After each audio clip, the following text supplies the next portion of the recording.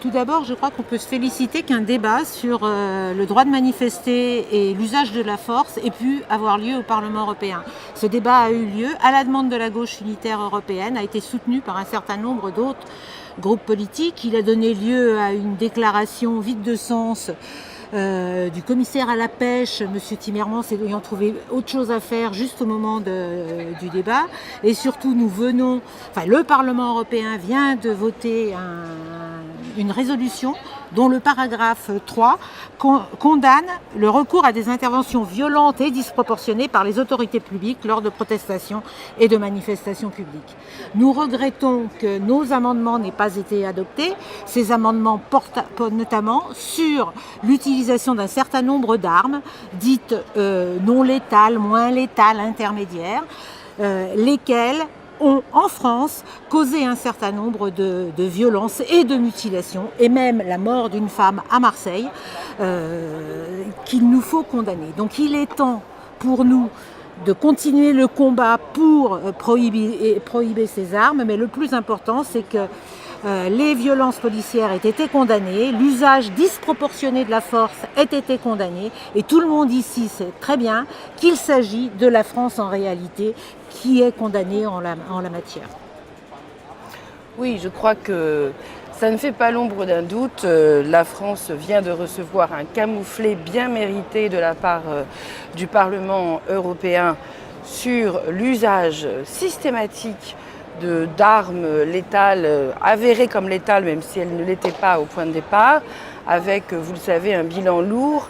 Il y a 188 personnes blessées au visage ou à la tête, 5 personnes qui ont perdu une main, 19 personnes qui ont perdu un œil et, comme vient de le dire Marie-Christine, une femme qui est décédée. Donc ce bilan est très lourd et la France vient d'être condamnée d'un certain point de vue, même si elle n'est pas nommée.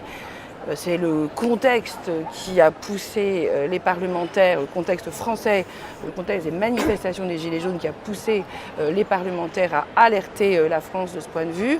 Bien sûr, nous aurions aimé l'interdiction de ces armes partout en Europe. D'ailleurs, je signale que la France n'est pas très bien entourée, puisque elle est... ça dépend comment on veut dire. Voilà, en tout cas, ceux qui utilisent ces armes, ce sont la Pologne, la Roumanie, la Hongrie et l'Espagne, mais je crois uniquement sur la Catalogne. Bon, bref, vous voyez qu'il y a quand même un certain nombre de problèmes pour le gouvernement français qui, j'espère, et c'est ça le message, qu'il entendra le message du Parlement et qu'il changera sa manière de maintenir l'ordre en vue